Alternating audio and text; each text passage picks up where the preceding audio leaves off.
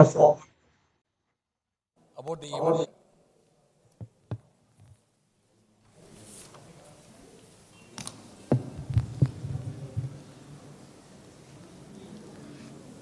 Venkat, if they take photograph, they'll be out actually. Let them not take picture. No way. They come to take only pictures, not authorized. Please don't do that.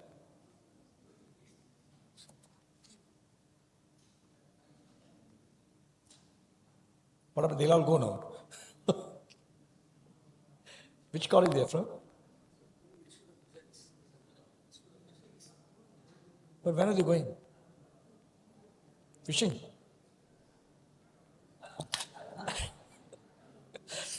Good evening, ladies and gentlemen. Another minute to go. Anyway, we'll start.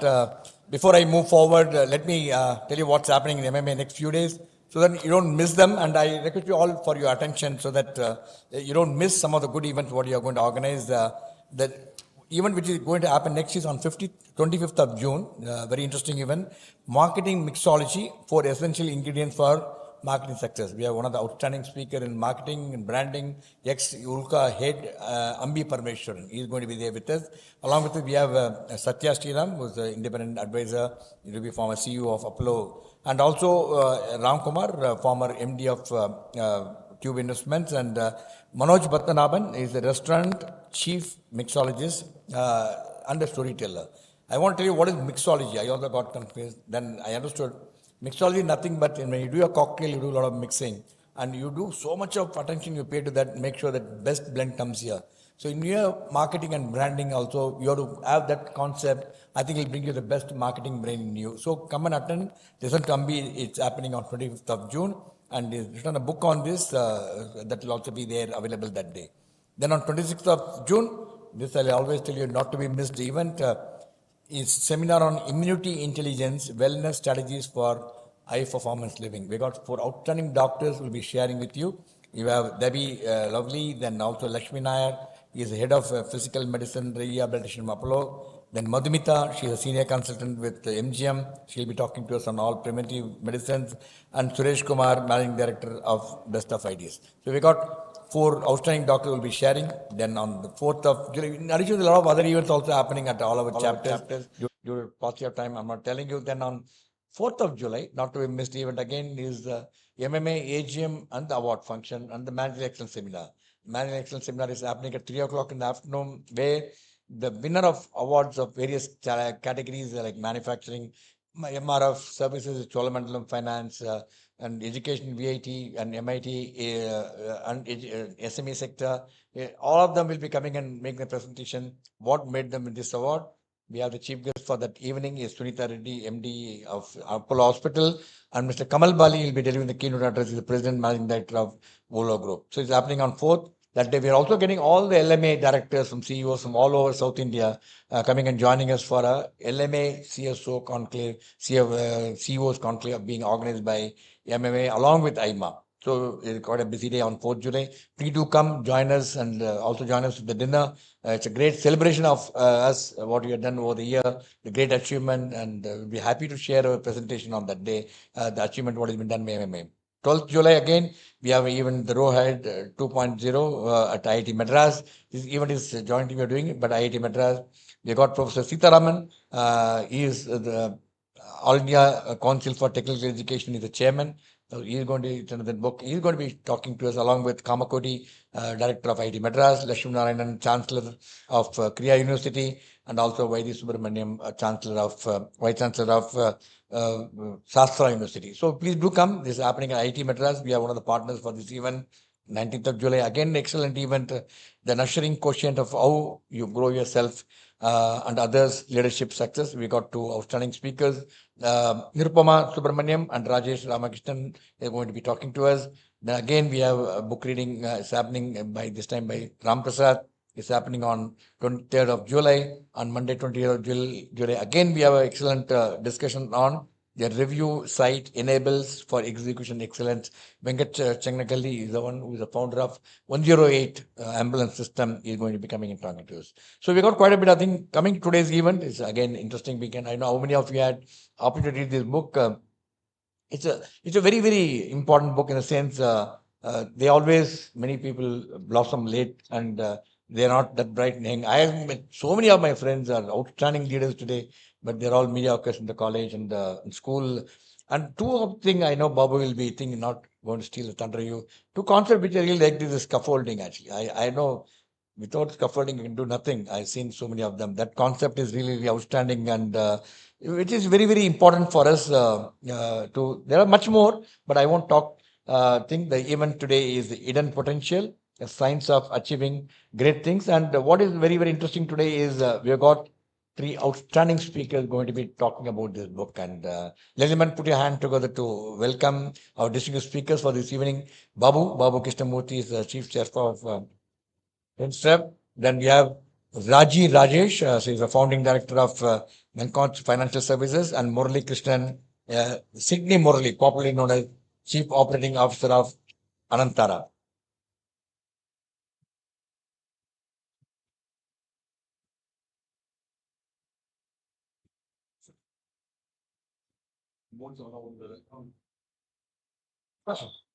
Let me also take this opportunity to welcome all the viewers watching the program live from all the channels.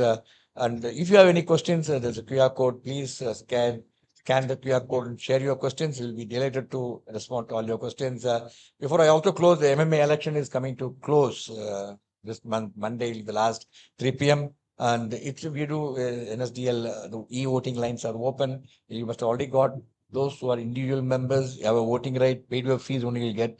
Don't go into the inbox, have you got? If you've done all these qualifications, you would have got it. If you do vote, it's nice. You can pick and choose one of the best 4 contestants because we have 2 vacancy.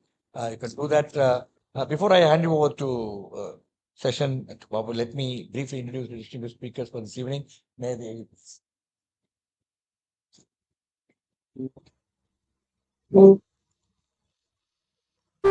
Mr. Babu Krishnamoorthy, founder of Fincherpa Investments, is a chartered accountant with 25 plus years of expertise in wealth management. He has co-founded Pelican Wealth and worked with Allegro Capital. A best-selling author and speaker, Mr. Babu actively promotes financial literacy. An avid reader, marathon runner, and Rotarian, he contributes to various social initiatives.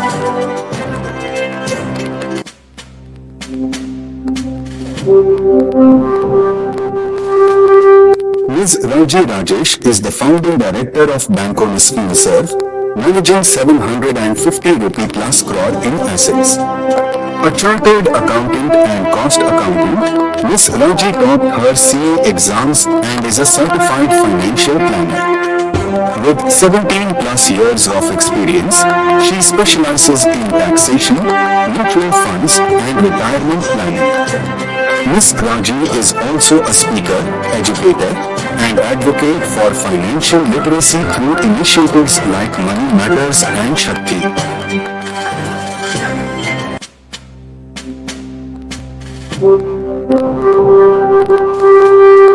Mr. Murali Krishnan, Sydney Murali, is the Chief Operating Officer of Anantara, with over 25 years of global IT experience across Asia Pacific and the USA.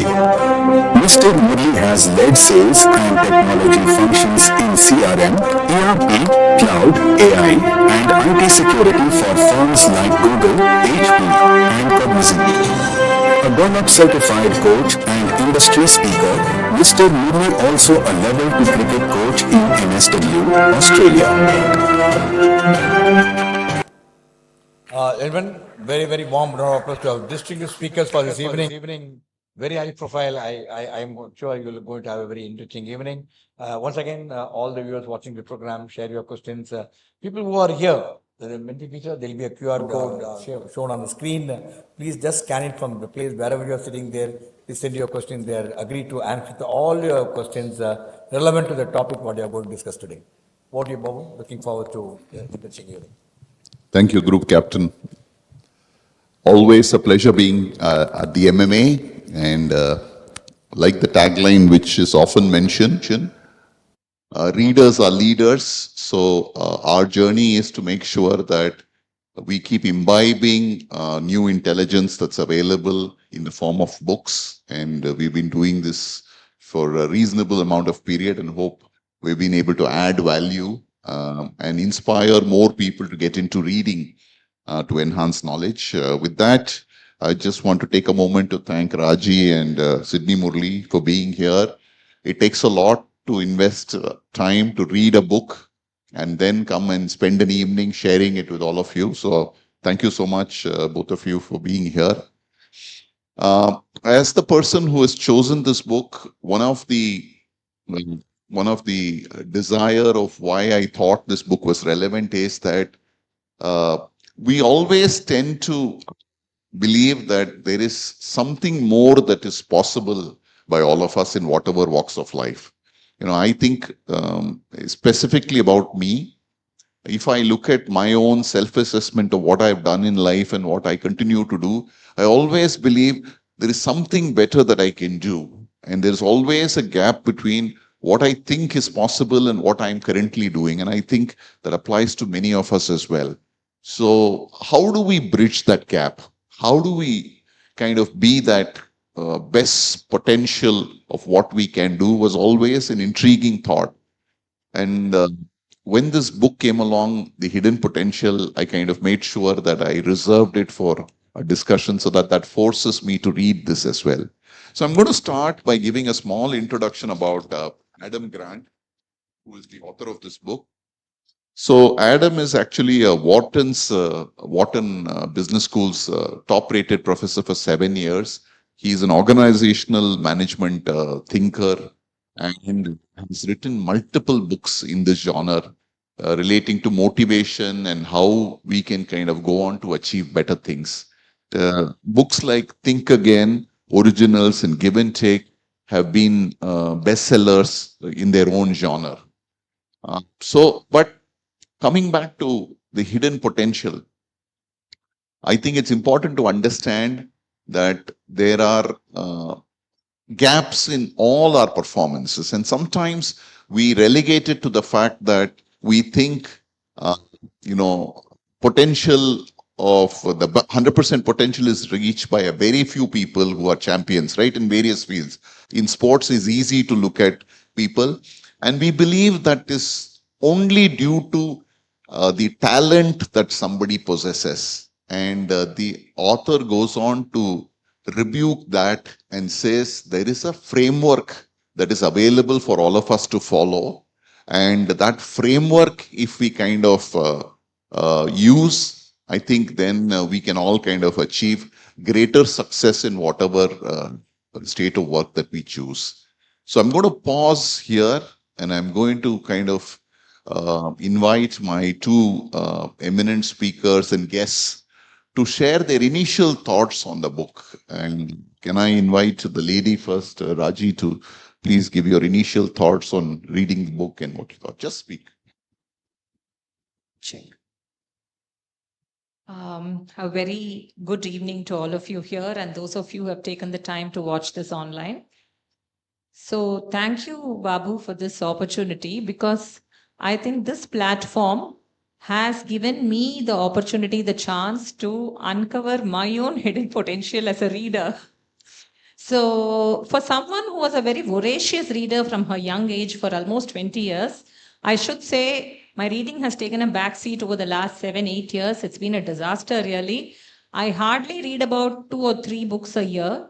And if you make a list of the 10 books that I've read in the last 10 books that I've read, 6 or 7 would be fiction. And most of it would have been my attempt to keep up pace with my daughter's contemporary choice of reading today.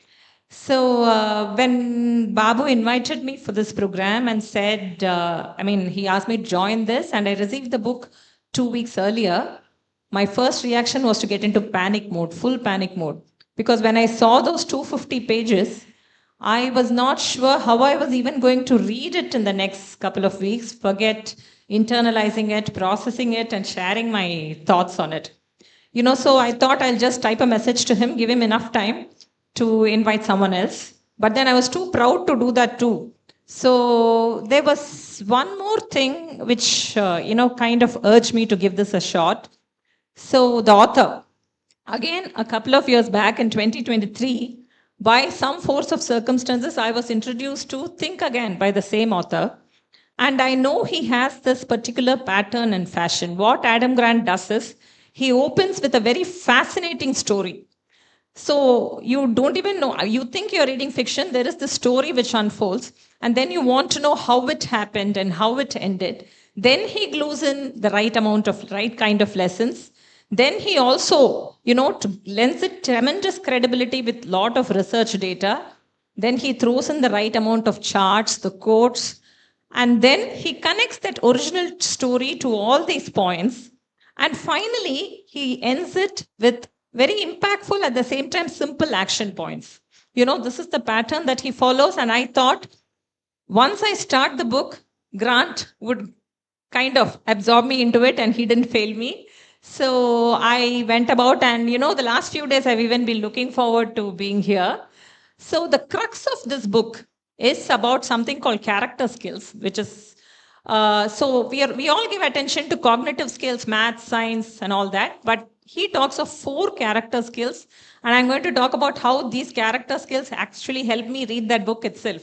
So first, he talks of being proactive. So once I decided I'm going to come to this program, I just made a plan. Everything works for me that way. I said there are 9 chapters, so I will read 1 chapter every working day, and I'll do 2 chapters in the weekend and finish the book in 7-8 days. And then I was very pro-social about it. I went and told a lot of people I'm doing this book reading. I told friends, family, and so then there was no exit option. When you announce something, you have to do it.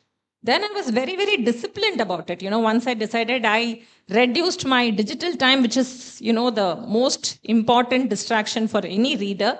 Digital time, I didn't watch any OTT. I put my phone away.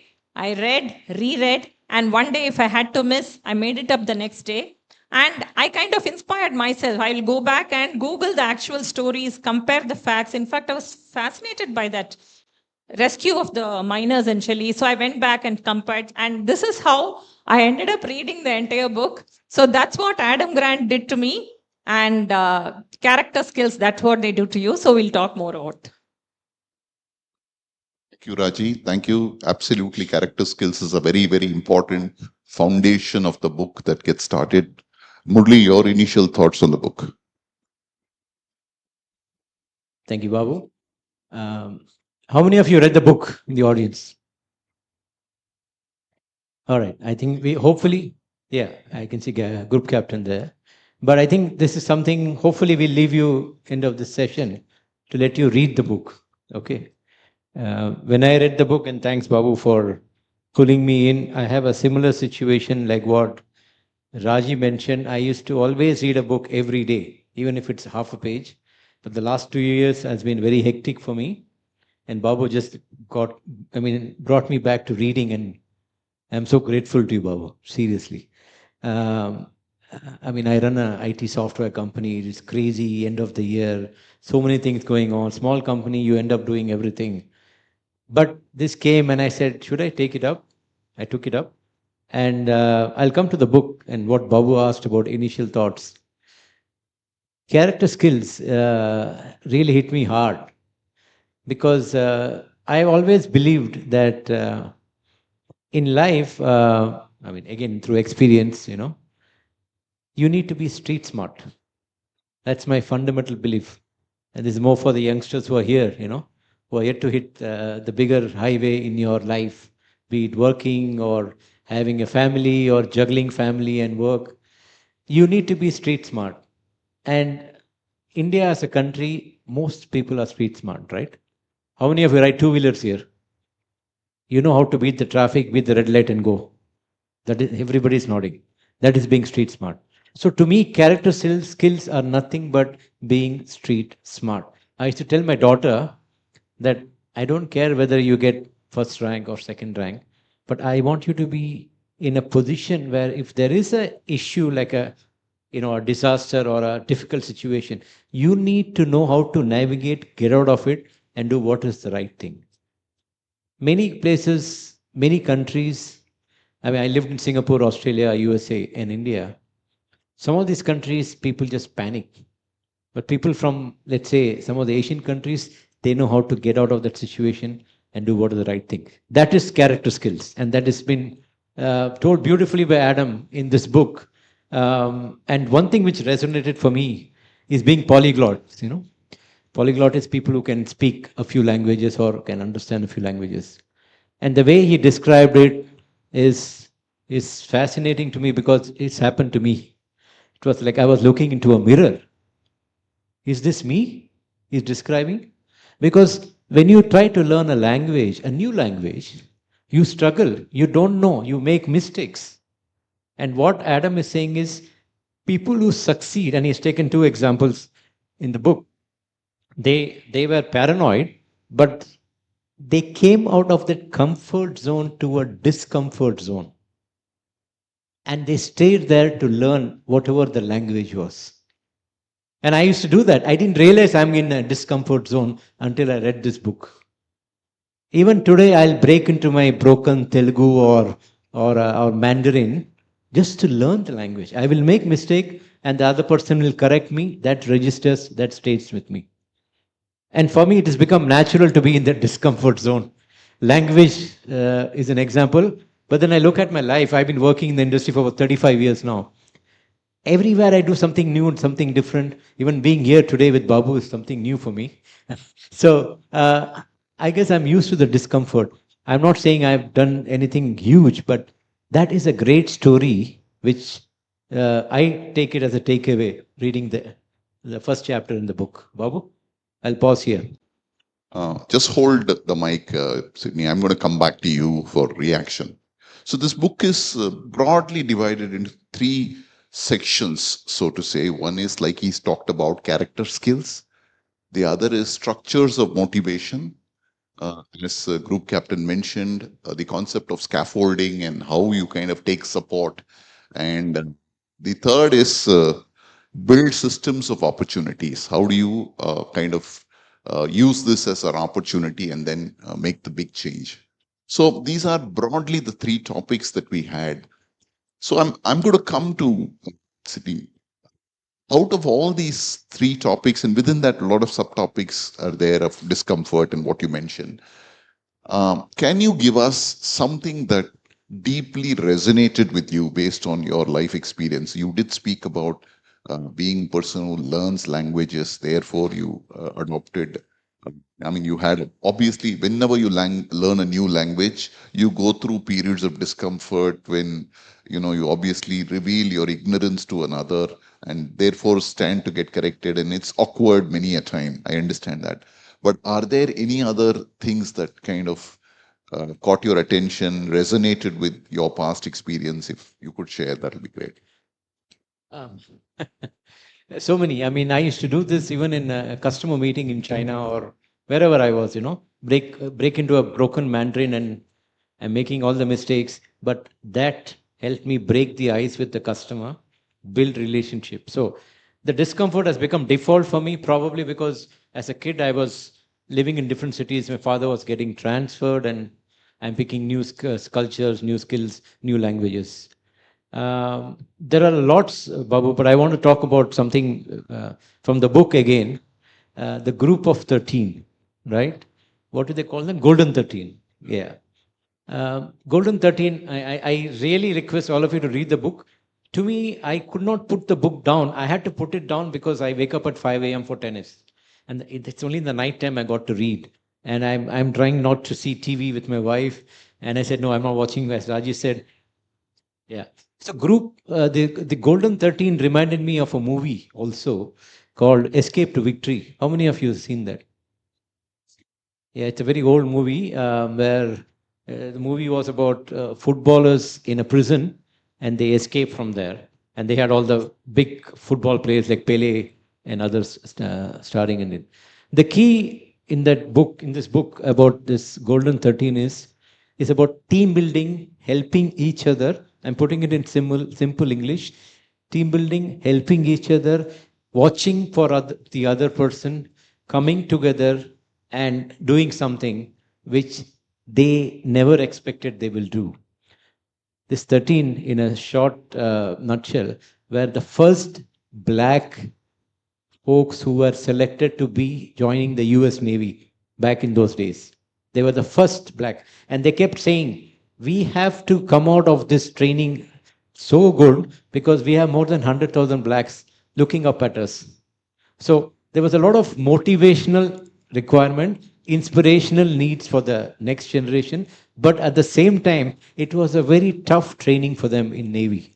And none of the white folks believed they will crack it. They cracked it.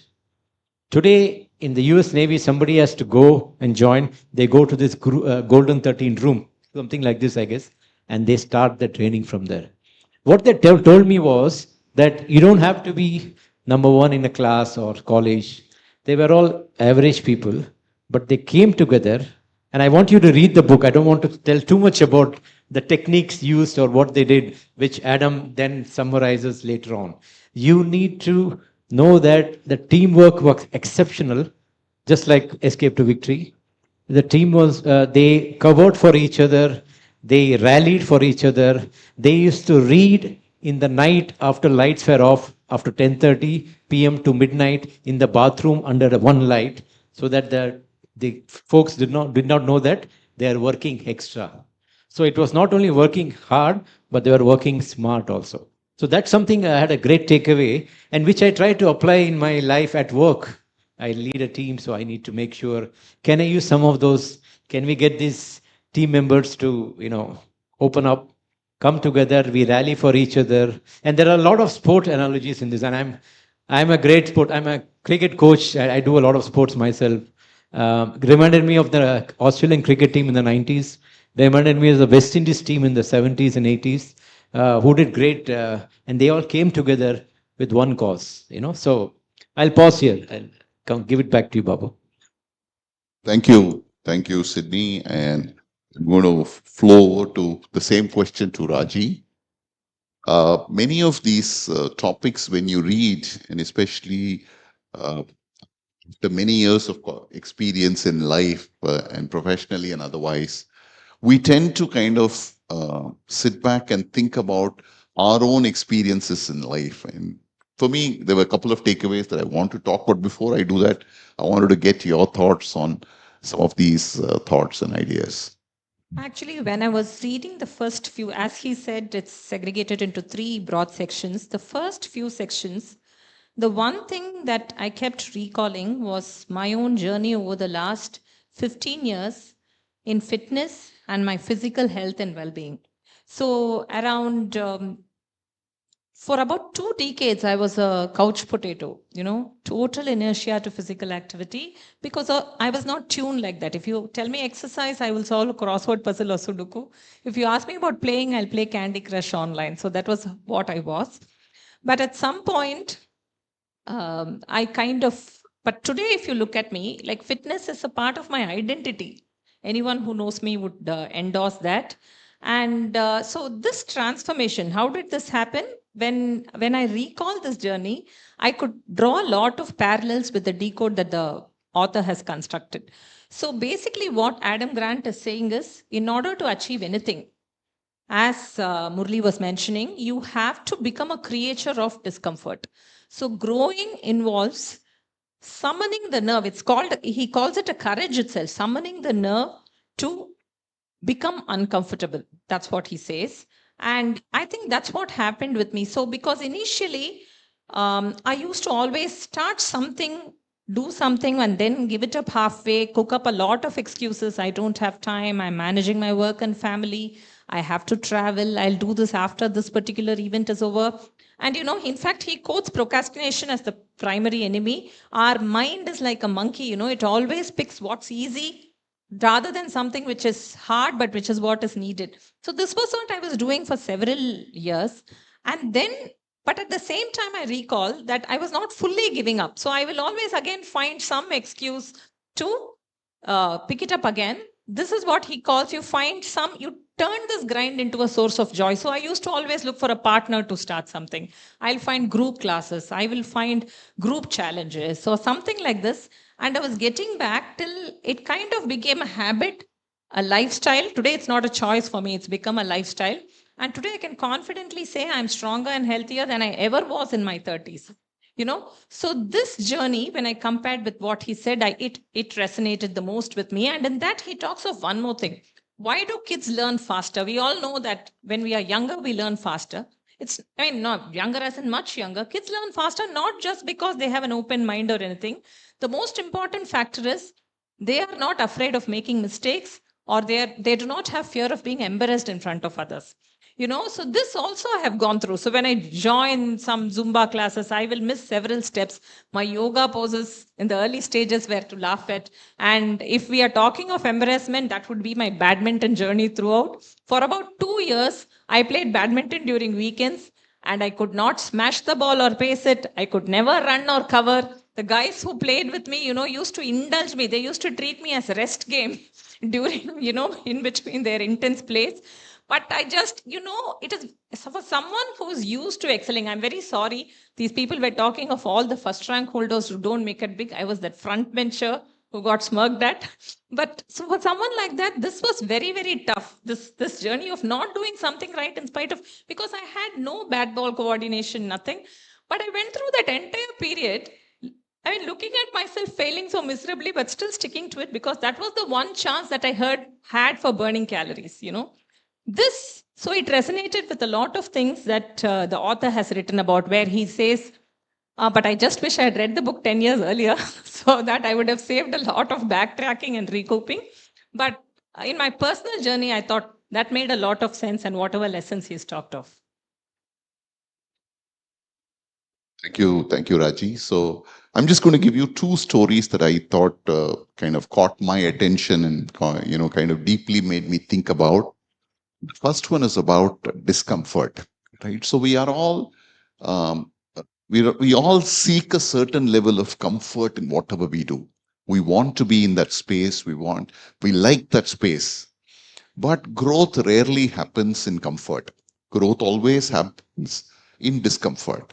And I've come to realize in my personal journey that whenever I have gone out of my comfort zone and did something, while it was very, very difficult to make that move first, and maybe even that initial journey was very difficult, the outcome has always been far better than what I ever imagined. So I've realized that whenever we need to grow ourselves, it's like the banyan tree. Nothing grows under the banyan tree. You have to go outside. You have to be exposed to the elements for you to really grow. So that I think personally, I could kind of resonate very, very well. The other thing is, like Raji said, how do we make anything fun, right? If you did something just because you wanted to do it or you have to do it, at some point you lose motivation, right? And we've all seen this. I am all of 55 years of age. I hit my gym most mornings, right? And gym routines can be very, very boring after a certain point in time, if you know what I mean, right? But what we have done in my group is most of my colleagues in the gym at that point in time, in the early morning group, are all in our early 50s. One of the things we have done in the last few months is we have bought a music system, and we play the hits of Ilayaraja, because all of us come from that era, right? So 6 o'clock onwards to 7 o'clock, there is Ilayaraja hits playing on the music, and we go about. There are some days when I don't go to lift weights, when I just go to listen to music. Yeah, so the idea is that you don't go to that place thinking that I just want to go exercise. You go to that place because you love being there, you enjoy being there, and you enjoy the whole routine. And I found that ever since we started this routine, I regularly miss classes. Therefore, there's a higher motivation to attend the gym classes. And since you're there in the gym, you're also working out. Therefore, your overall outcomes are far better than if you're only rigorously working out. So that's a beautiful chapter that he talks about. When I read that story of how he mentioned it, it really resonated with my own gym routine, and I thought it's a fantastic. You should not, the author is very, very categorical that don't do anything because you need to do. Make it fun. Like Raji said, make it happen as a child would do, so that you enjoy the journey rather than just trying to do it for itself. So I thought that was a great way. So going forward, yeah, please. Yeah, just to add to Babu, he said 55. I'm 58, and I this morning I went to play tennis, and I said, "Come what may, I'm playing tennis today." That motivation factor is to get out and do a forehand or backhand slice, whatever. That runs in my mind like Ilayaraja for him. That makes me get up and go, and I feel really good after the workout. In between sets, I go to the gym. So gym is not the main, tennis is the main. But the key thing I'm trying to say is we try to enjoy. So whether it's workout routine or work routine or study routine, I see a lot of students here too. Try and bring a fun element. And Adam brings that in the later stages of the book, talking about PISA kind of exam, and how Finland has done remarkably well with educating kids with a lot of fun. So this book I would definitely recommend for teachers and students, especially teachers, to understand how to differentiate between top rankers versus middle layer folks. Many teachers know, experienced teachers know, and also some tips and tricks on how to manage kids in school, how to do something differently. So I really encourage all of you to read. Many of us are still students in life. I'm still a student. I'm learning something different now in terms of my own lifestyle. So I really encourage you to do that. So that fun element, I think Babu mentioned very well. Thank you, Babu, for. Thank you, Sydney. So just hold your mic. I want to kind of, now that all three of us has read the book, I'm sure there are 2 or 3 things that you think, wow, this kind of lights a bulb in your mind, and you said, I want to implement this, or I want to kind of imbibe this from the next word go. So are there anything in the book that you think you need to imbibe, or you already imbibing towards achieving your hidden potential, your next big thing? Yeah, so I would say 3 things maybe. You're just putting me on the spot. One is telling people to come out of the comfort zone, be in the discomfort zone. Whatever they're doing, be at work, be at home, be at school, or be at wherever you are. I will try and implement this as much as I can for myself. So people, and I'll tell them, listen, this is not comfortable for me, but I'm going to try. For example, I can't sing well. I'm very conscious I can't sing well. People say I can sing. So I'm going to try that. Get into the discomfort zone. Babu knows that. Babu is a better singer than me. But then I love to dance. Dance is my second nature. So that is comfort zone for me. That's an example. I will do that at work. I'll tell my own staff to, take an example from the book and do that. Second is scaffolding. He talks about scaffolding. People know what is scaffolding, right? When you are doing some work in a building, they put those scaffolding and then they get work done, right? Adam talks about scaffolding to develop people as an individual and as a team or as a group, students, kids, etc. I'm going to consciously do a lot more scaffolding wherever I can, be it at home or at work or among friends or at sports, where sometimes I'm playing doubles. I'm going to tell them, I'm taking a sports example, easier to. I'm going to see how can I help my partner win this point. Just taking a simple example, right? So that's scaffolding I'm going to spend a lot more consciously, thanks to Adam. And the third one is what I like is the fun element more, especially at work. I'm always fun-loving. People know that. People say, hey, you don't look that age. I said, and I ask myself why. It's because I think I leave problem there and then move on, don't carry too much. But doesn't happen all the time. We all worry for so many things, right? I want to reduce that, not for me, but people around me, at least at work. If they get into fun, if you are trying to get a sale, new customer, and we do it with the fun element built into it, whatever it is. If you want to crack an exams there, and if 2, 3 of you come together and bring some fun element, be it Ilayaraja, be it Dabangutu Patu, whatever works for you, right? You get that, I can guarantee you will do better than where you are today. That's what he's saying. I want you all to try that. So these 3 things I will try, Babu. Absolutely. Thank you, Sydney. Rajee, what are the 2 or 3, whatever be the number, that you think you're going to take away from this book and kind of put it to use if you're already doing it also, whichever? So, if I'm going to think of things which I have to implement, one thing is normally when you read any self help book, we always assume the attempt is to make us perfect, right? But Grant spends one whole chapter berating perfectionism. You know, while it's debatable whether I'm a perfectionist itself, but I see a lot of traits that in myself that he mentions that we should avoid. So I have this habit of obsessing over tiny problems and overthinking. And in some cases, focusing on finding solutions for small issues and sometimes missing the bigger picture.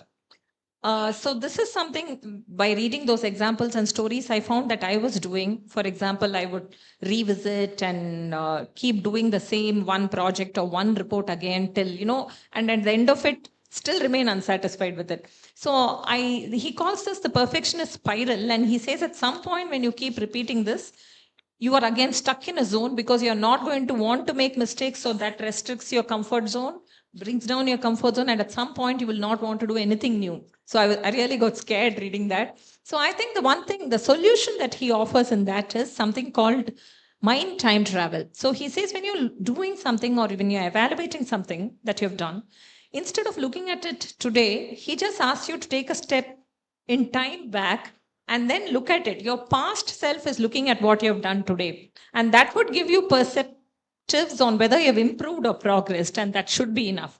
So I think I'm going to definitely practice that. And in my interactions with my client, I'm going to introduce that so that it could be a great morale booster for someone to, we always think of what has happened today and what we need to do. So if we can go back and, look at where we are today from where we were earlier, I think that would be a very nice thing to do. So that time travel I'm going to practice. And one more thing which was coming naturally to me for several years, which again kind of lost touch now, is teaching. He says, teach what you want to learn. That is the best way to learn. Even if you're not a master, keep teaching. I've always done that right from my 6th standard. So now I've consciously decided to be proactive about it, take on more opportunities where I can share my knowledge is what I've decided to do. So these are the couple of things. But one thought which struck me, just one line. So many of us have difficult days or difficult. So the one line. So if you think back, say for the last 1 month or 6 months or a year, you can make a list your worst days. There could be 3, 6, 10, whatever. So, but he says, so you look at these days and just how many worst days have you gotten through today? How many of those worst days have you actually gotten through? 100%, right? So if I had in the last 1 year, today if I'm sitting here, I've gotten through 10 worst days in the last 1 year. So that left me with a very, very positive note. I think that's a message that all of us should take with us as we cross hurdles and problems. I just want to say something. This is full disclosure. I don't know what Babu is going to ask us to talk. So we are not prepared. It's not rehearsed. That's full disclosure. That means we are in a very discomfort zone, both Rajee and me. I just want audience to know, even though I know Babu very well, but we didn't even speak. He said, you come, we will see. That's what we are. So we are right now in the discomfort zone and we are trying our best to give you answers. Yeah. We are trying to have fun too. Absolutely. So thank you, Sydney, for reminding. So some of the thoughts that I had after this, and when you read a book of this nature, after you finish every section or portion, you tend to keep the book down and let your mind wander and think and so on and so forth. And one couple of places where, for me, it was aha movement is that as you grow in life, 20 years, 30 years of kind of life experience and professional experience, you often tend to come to a point where you think you know it all, right? And here he talks about this concept of a human sponge, somebody who increases capacity to absorb things. And I think today, the way we are structured from a technology space, AI is invading every sphere of our life. If you are not absorbing what is happening and trying to be part of it, we will be extinct from a technological standpoint. So I found that I'll need to spend a lot more time. Maybe I'll need to dedicate maybe half an hour, 45 minutes every day exploring AI far more than I am doing. We're all saying AI, but I realized that I have not really kind of got in and used it and found ways and means to kind of apply it in my daily life. I need to do a lot more. Second is the aspect of feedback versus advice, and this resonated brilliantly with me, right? So he always says, never ask people for feedback because feedback is always back-ended, looks backwards. Ask people for advice. He says, let's say if after this session I asked you for feedback, you would give me 3 things which we could do better, right? But he says, don't ask that question. Reframe your question and ask people, what would be your advice, which is more forward looking? Therefore, he says, that's a better suggestion that you'll have. So the framework of how you're going to ask a question will determine the effectiveness of suggestions that you get. I thought it was quite brilliant in that sense. So, and he says, if you want a great coach, you have to try to be that coach yourself. Like Rajee says, if you want a great teacher, you must turn to become a teacher yourself. So I thought that is also something that we all need to kind of imbibe. I particularly need to kind of walk that ground is something that I kind of very strongly kind of struck me. So I thought it's an aha moment for me. I thought I have to take away from this book all these aspects. So this is it, unless Raji and Sydney has anything more to say. Yeah, go ahead, Sydney. So just speaking on what Raji said and Babu said, teaching, coaching, something which resonated straight away with me was he says somewhere that if you're learning, write it down. Once you write it down, you'll remember better than just listening to it. And then he talks about listening to podcasts and actually reading a book. People who have read the book learn a lot more than listening to a podcast. And it's happened to me whenever I want to learn something more, like he said AI, if I want to learn something new in AI, I write it down. And it stays with me longer than if I didn't write it down. So there are a lot of tips and tricks just to get your own life in a better shape, positively. Nothing negative with this book. So that's one part. The other part is coach. Teach people. As you teach, you learn. I have done that so many times. And then when I was much younger, people say, we need to do a training in Hong Kong. I'll be the first one to put the hand. I won't even know the subject. Systems engineering 3. But I put up my hand because one was, of course, get out of India and see the world. But second, most important is, I will learn that forcibly, that subject. If I have to teach, I have to be better than them. And I have to be ready with the labs section. I have to be ready with question, anticipate. That's what I'm doing today also. Babu put us in a spot by calling us here in a positive sense. I read the book and and made notes, in the sense mental notes. But what I'm trying to say is, I read it so much that I should be ready to answer any question. I'm trying to internalize it. So just these are great tips, and it's happened to me. I'm just sharing again what I felt was so close to my heart, what happened to me. And those are very successful moves. I went to Hong Kong. It really helped me. Got 5 out of 5, and then the rest is history.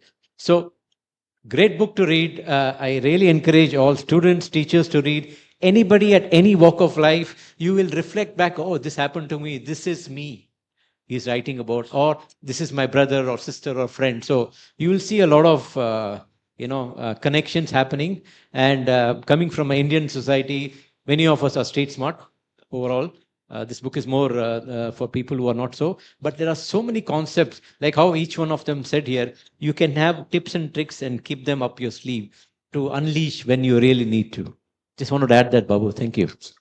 Thank you, Sydney. We have come, like I said, we've not tried to cover this book in entirety because we want you to kind of read it and imbibe more of it. And also, 1 hour wouldn't do justice to that, but we have tried to give you a flavor of what this book is from our perspective, our life journeys, and so on and so forth. So from that, we're open to questions. Yeah. Rajee, that's your question. You've achieved remarkable milestone in a traditionally male-dominated industry. How did you discover and nurture your hidden talent? Shalini from Kanchipuram. Go ahead. Nice to hear from you, Shalini. And so again, here I am going to talk about scaffolding. Sometimes your own knowledge, character, or character skills or expertise just not enough to walk great distances.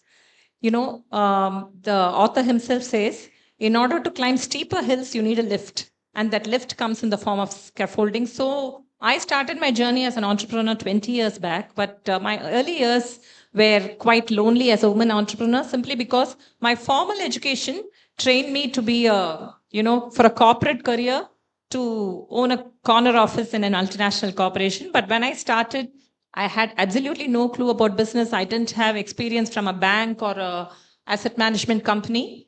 And I was in a tier 2 city with just a handful of friends. But even at that point, I have built support systems from multiple sources. So I have a couple of peers in my industry whom I talk to whenever, look forward to advice when I have a problem or on what to do about a regulation. In fact, some time back, I attended a training program where there was a very good trainer. And at the end of it, I was so impressed. I went to him, introduced myself, and requested him to spare a one-on-one session. I spent time with him and benefited so much. We have stayed friends and benefited so much. So here he talks of, 1 minute, he talks of what are the sources that you should trust? And he talks of 3 qualities, which is very, very significant. People who care for you. This could be your friends and immediate family, but it's quite likely they want your well-being, but they may not have the relevant expertise or knowledge.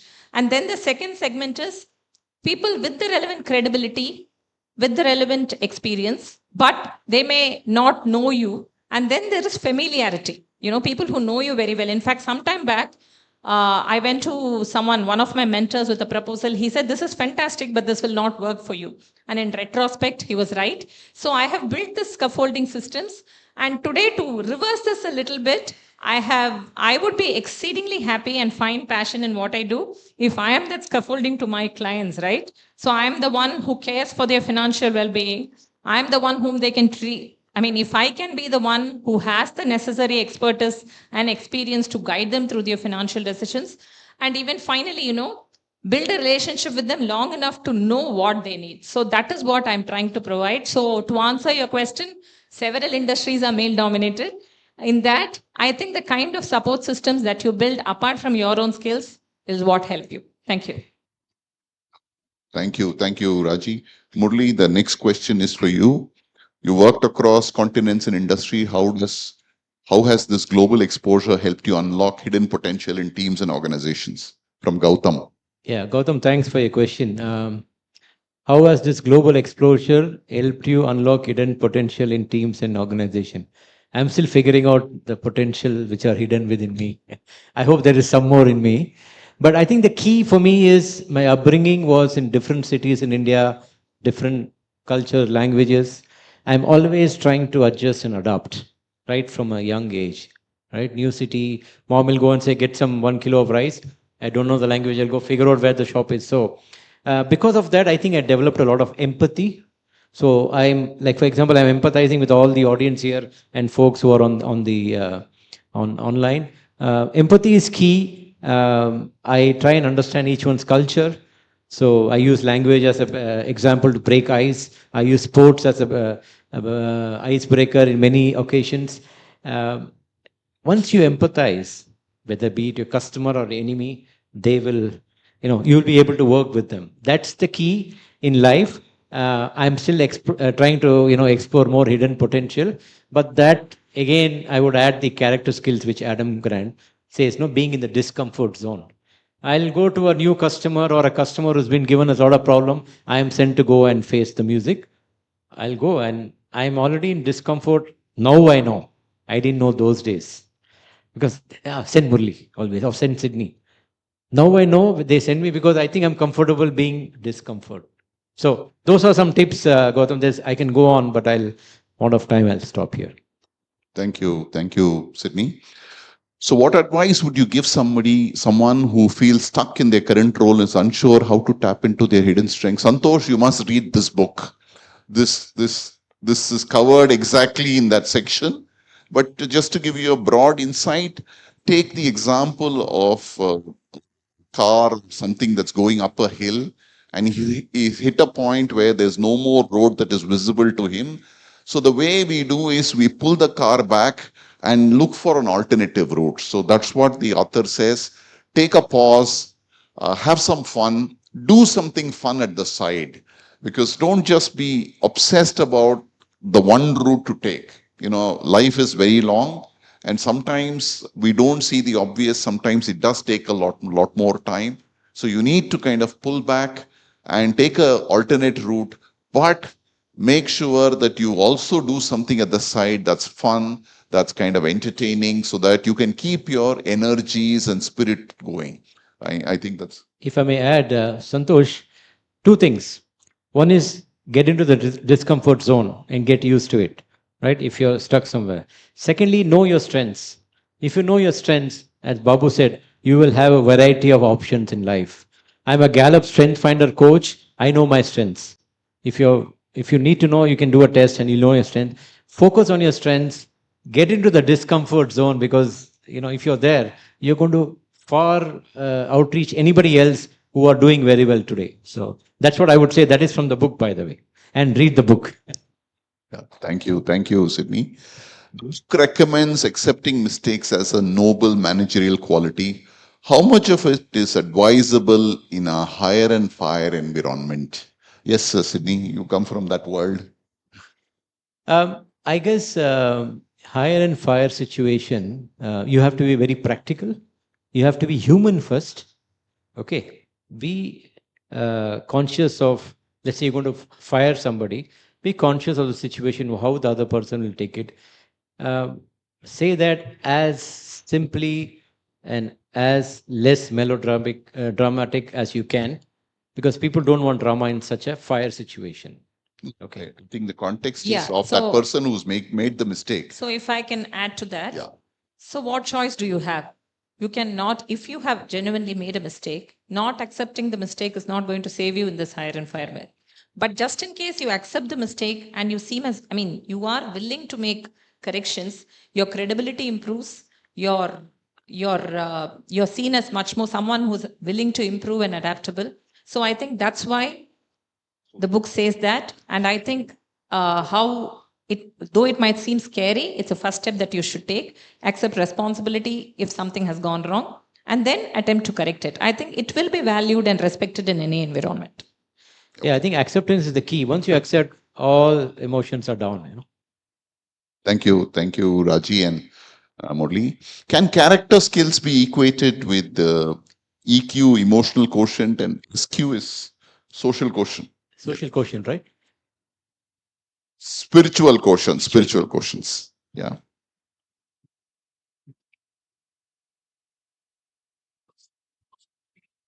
Okay.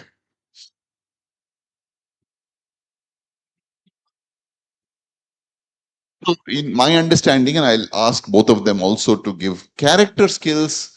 By what I think it means is we all have talent and cognitive skills and so on and so forth. What I think is character skills is what this Angela Duckworth means: grit. The ability to stay the course is a character skill. The skill of how you put your head down and keep at it till you reach your goalpost is a character skill. And I think that's what I think he refers to. Sydney, you want to add to it? Yeah, I think I am not sure how it will come on the spiritual quotient. I'm not an expert on that. But character skill itself is a discomfort zone. If you can be there and manage things, nothing like it. I'm not able to answer on the spiritual quotient side. Rajee, you want? Okay, I can try that. I didn't even know there was a term called spiritual quotient. Thanks for that. I thought it was social quotient. So spiritual quotient at some level is, pausing, looking inward, and trying to understand what you are doing or who you're doing. I think that is definitely addressed in the book. So it is a character skill. Anything is a character skill which is not, quantitative and measurable. That's what a character skill means. He specifically talks of being proactive, pro-social, disciplined, and determined. Your emotional quotient covers all this. And he definitely asks you to pause, retrack.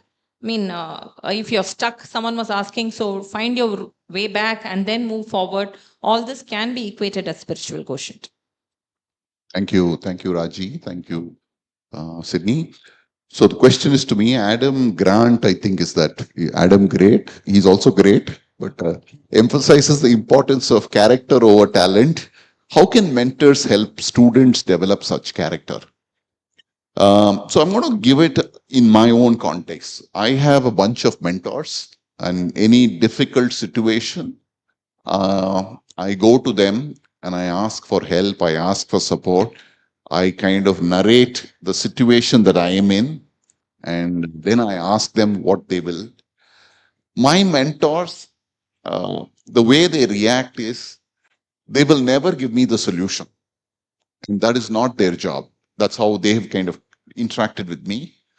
So they will listen to me. They will ask a few more deeper questions for me to go understand the problem even more deeper. It's not for them, it's for me.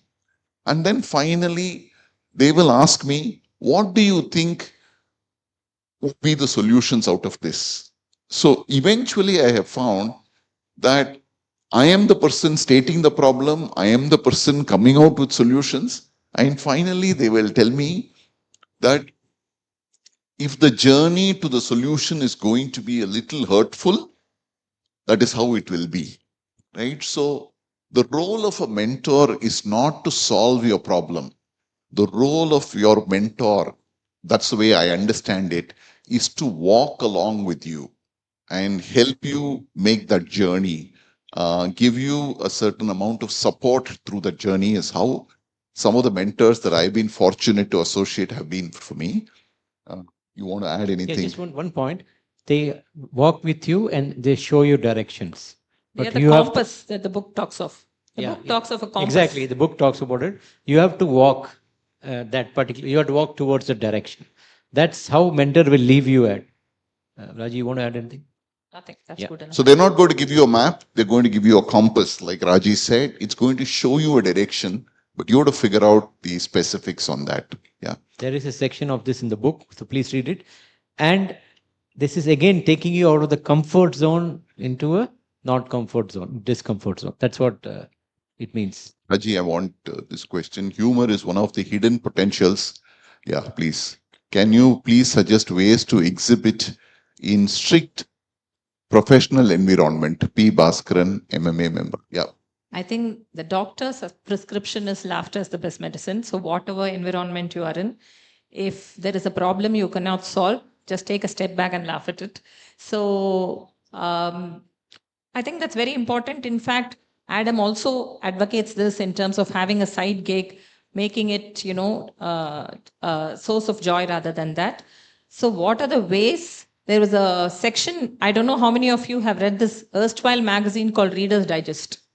So it used to have a section called All in a Day's Work, which focuses on humor at work. So how effective that would be. So you have to find a reason to laugh in your work. That's what is going to help you work longer. Yeah, I just had a couple of points. Smile, first thing in a work professional meeting. When you smile, people tend to smile back. And break the ice saying, how was yesterday? How was last weekend? Or if there was any event, how did it go? Did you see Thug Life? I'm just giving an example. People are laughing. Talking of reasons to laugh. Yeah. So once you bring in some generic topics, people relax. Once you relax, then you can go back to your professional topic. So always be aware of we are all human beings first, right? Then you go into bring in some human topics, like I said, movies or sports or somebody's birthday or an anniversary or wedding.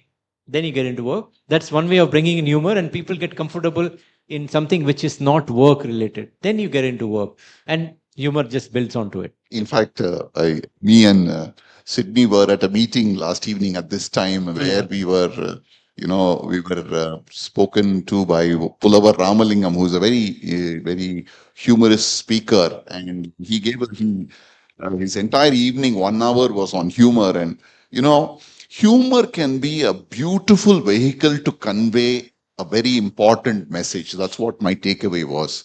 And it can do it so beautifully so that You take the essence of it, everybody feels nice about it. So humor, when used well, can be a very, very powerful tool. And it can be used in all settings. At the end of the day, whether it's personal or professional, we are dealing between one human being to another. And there is always a role that you can use humor for. Clean humor, when used well, can convey a message beautifully. That's my answer. If talent isn't everything, what quality do you think matters most for doing well in school, college, office / life? Sydney? Yeah, I think talent is required. Some talent is required. If we don't have character skills, I mean, Adam does it beautifully. He talks about character skills. He talks about scaffolding. He's talking about coaching and training. He talks about putting some best practices, be it in school, in college, or at work. I think the key is be aware where you are, what you know, and most importantly, what you don't know. What you don't know is what you need to work for. And be realistic.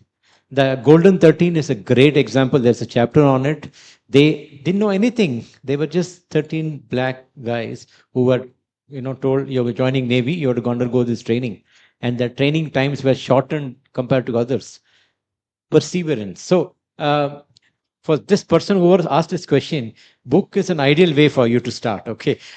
What quality? Reading this book is a good quality to start with. Okay. I'm telling you, you don't have to be the topper. That's what he's saying. You don't have to be the first rank holder in the class. People below second, third, whatever, they are doing much better than the first rank in most cases. He's giving you living proofs for it. So read the book. Rajee, you own many hats, planner, entrepreneur, speaker. How do you reinvent yourself to grow beyond your comfort zones and find new possibilities? Yeah. So before finding new possibilities, I think I should do justice to all the roles that you've already mentioned in your question. So, as I said, I always also thrive on finding new things to do, even whether within my work or out of the framework of my work. Even in the previous question, there was this one quality, right? I think that one quality, apart from the character skills that he mentions, is willingness to learn. So I think that is very, very important. I've always believed in it. Learning is a lifelong quality. So that's what I plan to do for the next 20, 30, 40 years. So I am going to be open to learning. So that is, so whatever it might be, I very recently started playing bridge, if as if there wasn't enough in my life. So like that, willingness to learn is something that has always helped me, and I'm hoping that will keep me going.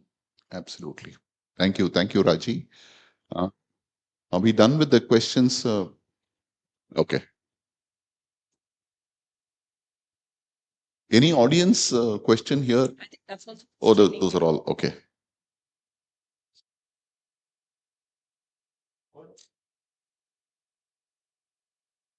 Mr. Murali, you worked across. This has already happened.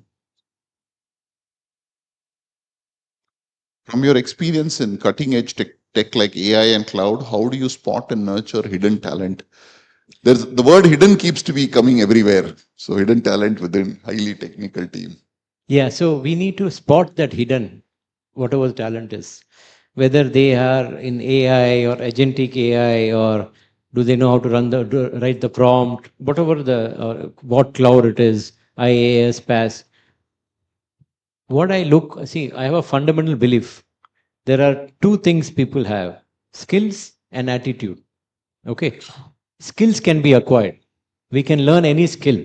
I can learn Japanese tomorrow.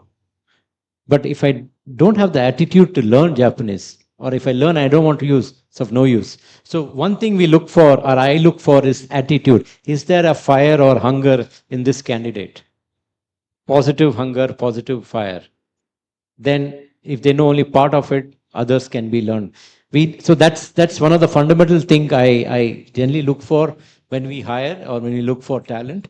And some of them are, so I have many ways of asking them, because I speak quite a few languages. If it's a Malayali, I'll switch to Malayalam. They will naturally open up more than sometimes they're not comfortable with English, especially technical folks, right? works to my advantage. Go back to my language. I'll extract, then you can figure out, where they are. So that's something I use. I just trying to answer that question. Technically, I know so much. If I need more, then I ask somebody else in my team to evaluate them technically. But the key is attitude, not skills. Yeah, and just to add to what Sydney said, is that the author talks about the whole concept of interview, right? So as compared to it being an interrogation, which sometimes it tends to be, he says, can we have a more inviting environment where we make the person at home, we ask him what he wants to talk about, rather than we try, many a times interview tends to be that I'm trying to expose your ignorance. Rather than that, can we have interviews that go deeper to understand the passion of the person and how he can use that passion to contribute to the organization? So that was beautifully said. I think that is also one more takeaway for me personally, that the whole interview process that we undergo is really the person tries to defend his stance. We are trying to find out the chinks in his armor. So it's always he versus we, whereas it needs to be he plus we, and how we engage with them kind of with the passion. That's Just a couple of tips there. When we interview, when I interview, I'm not even interviewing the candidate, but some candidates waiting and going past the candidate, I'll ask you, who are you? What are you here for? Can I get you a coffee or tea? Most of the time they're saying no. But I want the candidate to feel comfortable. They may not get the job or we may not hire them, but they go and tell good things about this company, right? So it's important to treat them like a VIP until they come in. After that, it's different. So this is also very nicely said in the book by Adam in terms of don't look for putting the candidate in the spot and find for weakness. Look at the positive side of things. Look at their experiences. Why they did A instead of B? Learn from it. Then based on that, will they help you in your organization? Positive way of looking in interview than a negative way. Thank you, Babu. thank So you. I one think last thought, just for 1 minute. So there is another concept called, propagated by the same author, not in this book, confident humility. We have always associated competence and confidence, but he says it's a dangerous spot where when you're brimming with confidence is the time when, maybe the competence is lacking. So he talks of a sweet spot called confident humility, where you have the confidence in yourself to achieve several great things, but you also know what are the tools required, what you're lacking, and you're humble enough to acquire those tools. So if you're able to find that sweet spot of confident humility, that's when you're destined for great things. Thank you, everyone, and the best of luck to everyone who's spurred the time and watched this. Thank you. Thank you. That's a line I was supposed to say, Rajee. Thank you, Rajee and Sydney, for sparing the evening, reading the book and enlightening us with all your thoughts. Over to Group Captain Vijay Kumar. Thank you, Babu, Raji, and Sydney Murali. And before we formally honor the distinguished panel this evening, I have another pleasant job to do. MMA does a lot of CSR work with a number of schools, and we always take the help from some educational institutes to do the impact study. That's a requirement of the donor. So one such impact study has been done exceedingly well by SRM Ishwari Institution, and we have with us Dr. Sai Kumari, HOD, and may I request you please join on stage. Can you please step forward and do the honor of presenting memento and certificate to the students who have done some great work of doing impact study at school? Can you please come onto the stage along with your students? Can you tell the students? Please come on. Come on. Ladies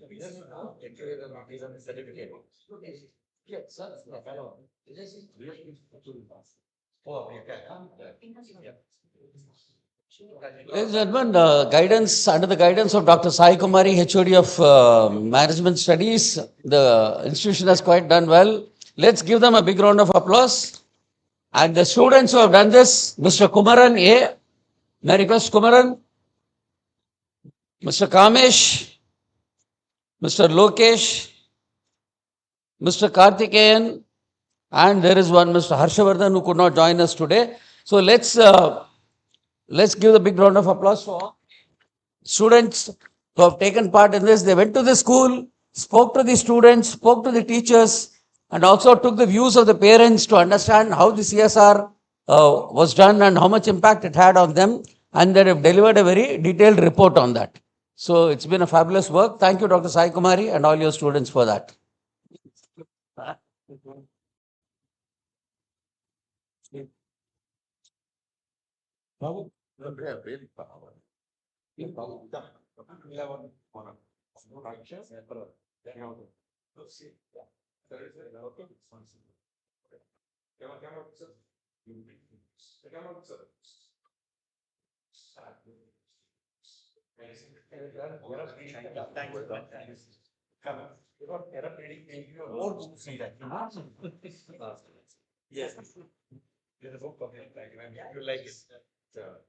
Just a minute. I take this opportunity to thank the entire team of MMA for giving our students a wonderful opportunity of connecting with the industry and doing such a wonderful live project. Thank you so much, sir. Thank you, sir. A special note of thanks to Captain Dr. Venkatraman, sir, who has been a great inspiration to all of us. And I appreciate all my students here. Wish they do more projects. Thank you so much once again for the MMA team.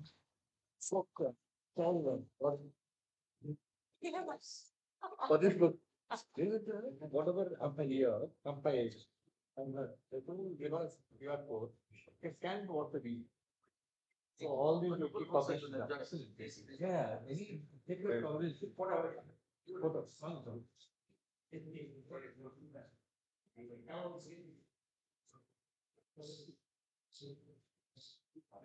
Thank you. Thank you so much. Thank you, Bob. Thanks a lot. We'll get you. I got your answers. Okay.